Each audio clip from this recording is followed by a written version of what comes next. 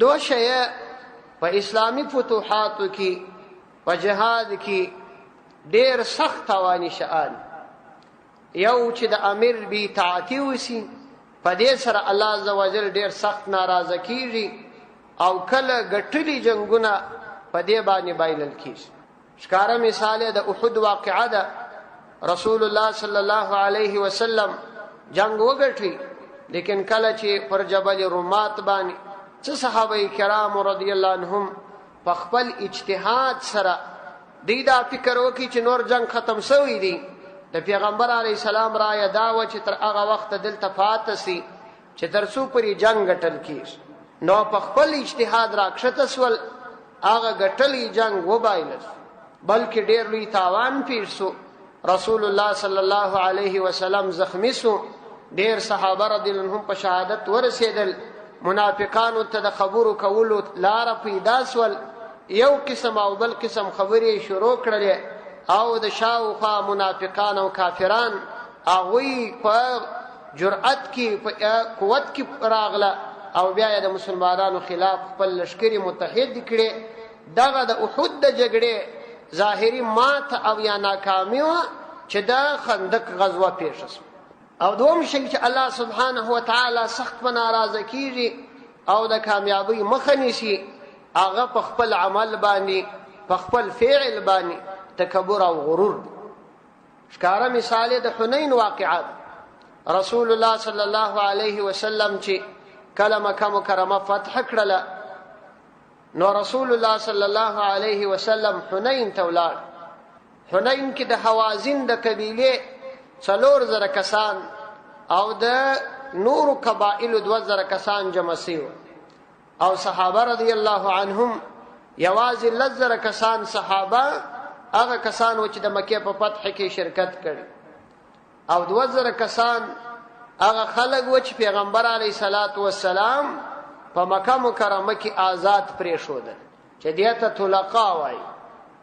نو دا 2000 کسان کېږي. نو کله چې دغه صحابه کرام رضی الله عنهم روان سو، نو دوی کې یو صحابي دا وویل چې لن نغلب عن قلتنا، نن به موږ د خپل قلت په وجه باندې نه ناکامه کیږو، یا لن نغلب اليوم، نن ورځ به یعنی پر موږ باندې د چا غلبه نه راځي. الله سبحانه وتعالی ته دغه خبره ناخوښه سوله. الله عزوجل په دې باندې ناراضه شو. دغه 1000 صحابه دغه 4000 کسانو په مقابل کې په جنگ کې په ابتدایي مرحله کې ناکام. ورسته الله سبحانه وتعالی فتح راوست. نو دا دوه شیه انتهایی زیات مهم دي چې یو خو په هیڅ صورت کې د کامیابی او فتح نسبت ځان ته ونسی، بلکې الله سبحانه وتعالی ته وسی. او دوم شی چې د امیر بی اطاعتي ونسی. دا دوه شیه د مجاهد او عام مومن دواړو په ارتباط باندې دي، او دوه شیه د رعایاو په ارتباط باندې، او دوه شیه د امراو په ارتباط سخت مهم دي. رسول الله صلی الله علیه وسلم ډیر کوشش په دې باندې کړی چې اسلامی امت متحد ووسی. ډیر کوشش په دې باندې کړی چې د اسلامی امت زړونه یو د بل په مقابل کې غلط استعمال نشي. ځکه نبی کریم علیه الصلاۃ والسلام د جمعې لمونځ او د دې څه ورتیر څه د اختر لمونځ دا رسول الله صلی الله علیه وسلم ابتداء د مسجد نبوي څخه د باندې کړ.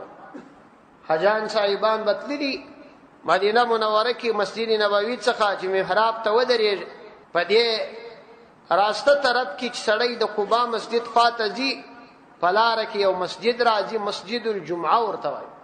رسول الله صلی الله علیه وسلم به د جمعې د لمانځه دپاره دغه مسجد ته راتلي. سره د دې چې په مسجد نبوي کې یو لمونځ په 100,000 او یا په 50,000 لمنځونو باندې، مسجد نبوي کې یو لمونځ په 1000 او په یو روایت کې په 50,000 باندې.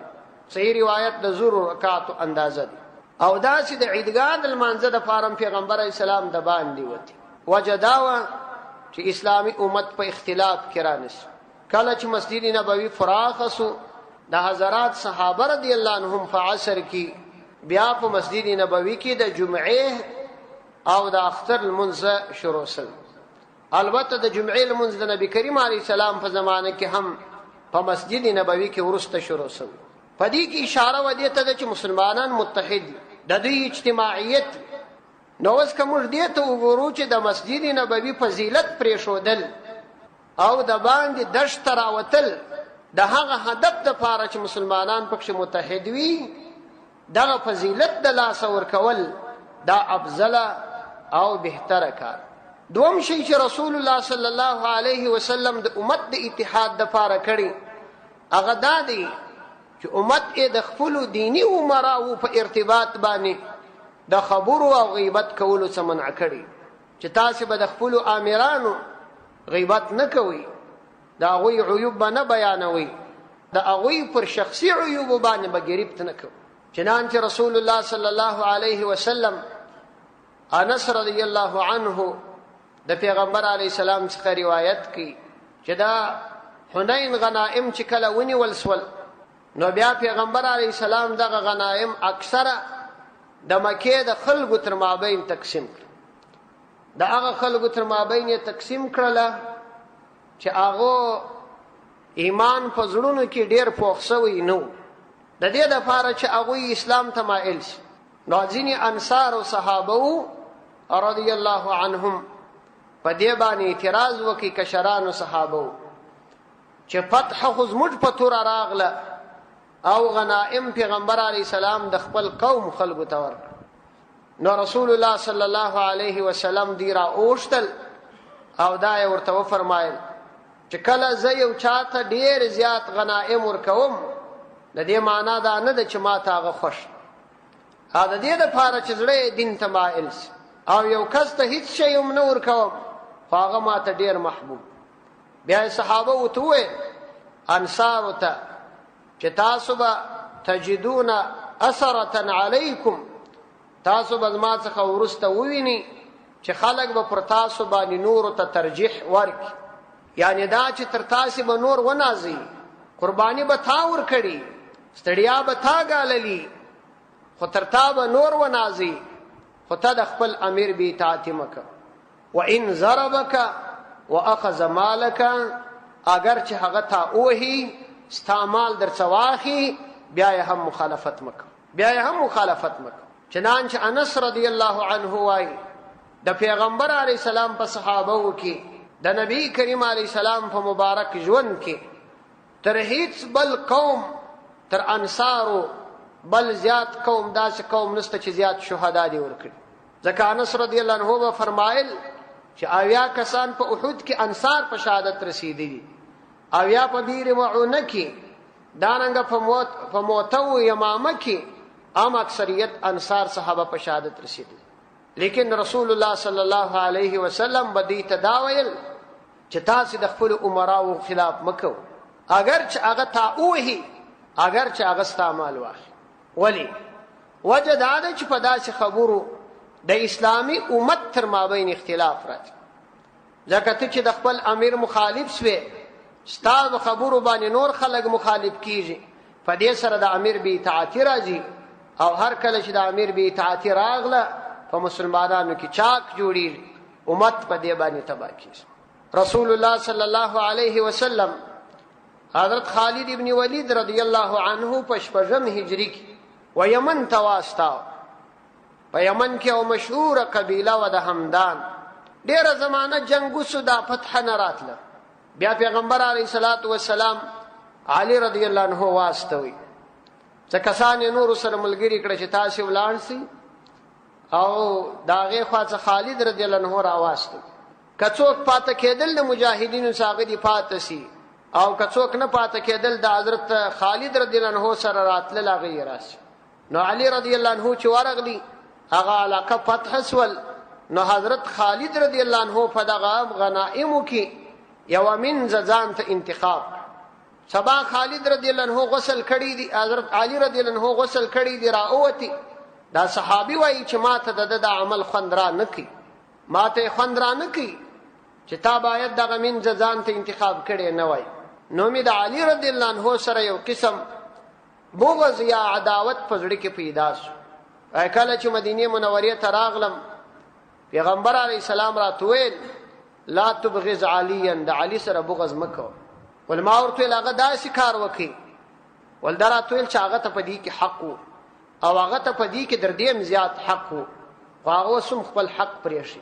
ته د علي رضی الله عنه سره بغض مه کوه. په دې کې دا دی پیغمبر علیه السلام دی امت ته د دې شي تعلیم ورکړي چې کېدلای شي ستا امیر ته به شرعاً د یو شي استعمال جائز وي، تا ته به جواز په ذهن کې نه وي درغلی، ته اعتراض مه کوه ځکه ستا اعتراض امت تباه کوي. او دریم شی دا دی چې پر جزیاتو پر کوچنیو کوچنیو خطاو باندې باید پر یو لوی سب باندې اعتراض ونشي.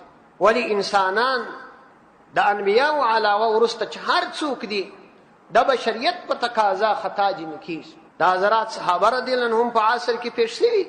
حضرت اسامه رضی الله عنه پیغمبر علیه السلام یو غزوې ته واستو، په هغه غزوه کې یو کس ووژي. د درایه دا و چې دا کس د لا اله الا الله کلمه د ځان د خلاصولو دپاره ویلې. پیغمبر علیه السلام په دې ناراضه شو، د هغه کس دیت یې ورکړي. خو عامو صحابه و نور پر حضرت اسامه رد نه دي کړي او نه یې د اسامه په ارتباط آینده دا خبره کوله. خالد رضی الله عنه پیغمبر علیه السلام بنو جزیمه ته واستاو. په بنو جزیمه کې هغو خلکو دا وویل چې سبعنا سبعنا، موږ اسلام راوړی دی خو د اسلام نه کلمه یې نه وزده. خالد رضی الله عنه دا فکر وکړي چې د سبعنا د کلمې معنا دا ده چې موږ انکار کوو. کسان یې ونیول. نو خالد رضی الله عنه وویل چې د هر چا سره خپل بندي وي هغه دې ووژنه. عبدالله ابن عمر رضی الله عنه ورته وایي چې ما ورته ویل چې زه خو یې نه وژنم. نو بیا خالد رضی الله عنه او د ځینو ملګرو ووژله، خو حضرت ابن عمر رضی الله عنه ونه وژل. پیغمبر علیه السلام ته چې خبر راغلی، نبی کریم علیه السلام په دې ډېر سخت ناراض، لاسونه یې پورته کړل، اللهم ابرأ الیک مما صنع خالد. ای الله عز وجل زه د هغه څه چې خالد کړي دي بیزاره یم، زه فرازي نه یم، لیکن د هغو خلکو دیت یې ورکړي. وروسته پر خالد رضی الله عنه بیا اعتراضات نه دي سوي ځکه اعتراضات امت تباه کوي. نو دریم شی دا دی چې سړی دې شي ته متوجه سي چې یو خو د خپلو عمراو آمرینو چې مسلمانان وي اهل تقوا وي د هغوی پر شخصي غلطیو باندې بحثونه ونه کړي او دا مورد بحث ونه ګرځي. دوم شی دا چې د امت پر غلطیو پر جزئیاتو باندې بحث و مباحثه کول پکار نه، بلکې د یو چا چې خیر ډیر وي خیر ته کتل پکار. د شر جزئیات راسپړل پر دې باندې بحث کول دا د اهل تقوا کار نه. یوازې انبیاء علیهم السلام د خطا او غلطي څخه پاک دي، نور د هر چا څخه غلطي کیږي. چا چې غلطي وکړه پر خپل غلطي اعتراف وکړي، بس نور د غلطي معامله الله پاک ته مفوضه ده. موږ په دې باندې نه یو مکلف چې د هغه د غلطي په ارتباط بحث کو. نو الله سبحانه وتعالی په دغه مبارک آیت کې چې پیغمبر علیه السلام ته نازل سوی او اصل مقصود موږ دیو هغه دا دی چې اذا جاء نصر الله، چې کله د الله عز وجل نصرت راغل. جاء خو فی ماضي صيغه ده، علماء ته معلومه ده او علما وایي چې پر دې باندې د اذا کلمه داخله شي په معنا باندې د آینده راځي. صاحب د روح المانی هغه وایي چې دې کې اشاره و دې ته ده چې د الله تعالی نصرت په هر وخت کې راشي، یوازې دا نه چې د حضرت رسول اکرم صلی الله علیه وسلم په زمانه کې. اذا جاء نصر الله، چې کله د الله عز وجل نصرت راغلی، د نصرت څه معنا چې ستا رعب الله تعالی ستا د دشمن په زړه کې ورواچاو او هغه د خپلو ټولو اسبابو باوجود ستا مقابله پرېښودل، دغه ته نصرت وایي. والفتح، فتح دا چې تا د هغه مراکز ځینې ونیول. نو نصرت او فتح فرق سره لري.